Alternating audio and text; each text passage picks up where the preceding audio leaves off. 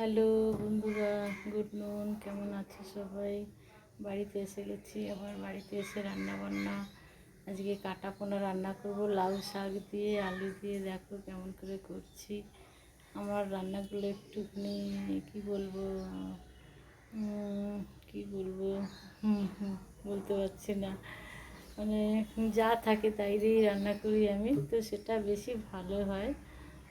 লাউ শাক, পেঁপে, সবজি দিয়ে, কাঁচকলা দিয়ে, এগুলো ভালো হয় মাছের ঝোল। দেখো কী করে করছি। মাছটা নুন হলুদ মেখে নেবো, আলু আর এই ডাঁটা দিয়ে।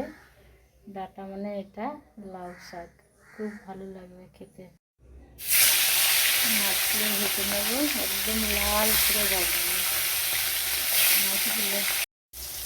মাছ ভাজা হয়ে গেছে, আলু ভাজা হয়ে গেছে, আদা জিরে কাঁচা লঙ্কা বাটা হয়ে গেছে। এই এবারে লাউ শাকটা মাছের উপরে দিয়ে দেবো, আর মশলাটা আলুর সঙ্গে ভেজে নেবো। এত সময় নেই, এই জন্য দু জায়গায় বসিয়ে দিয়েছি।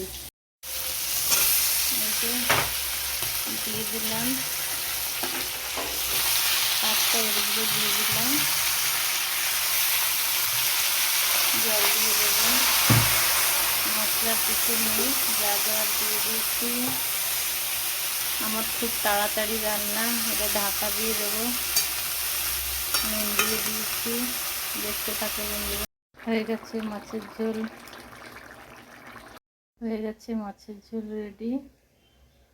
এরকম লাগবে দেখতে, কত সুন্দর হয়েছে।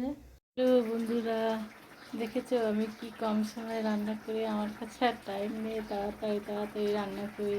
টাটা। আমার রান্নাগুলো কেমন হতো দেখো বন্ধুরা। ঠিক আছে।